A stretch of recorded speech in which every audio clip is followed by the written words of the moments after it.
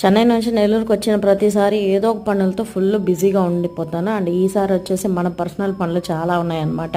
First అయితే VRC centre దగ్గర ఉన్న జేకే కంప్యూటర్స్కి వెళ్ళి ల్యాప్టాప్ ఒకటి రిపేర్ ఉంటే ఇచ్చేసి వచ్చేసాను అనమాట. విఆర్సీకి బ్యాక్ సైడ్లోనే మనకి డూప్లికేట్ కీస్ తయారు చేసే వాళ్ళు ఉంటారు. చెన్నై ఇంటిది ఒకటే కీస్ ఇచ్చారనమాట.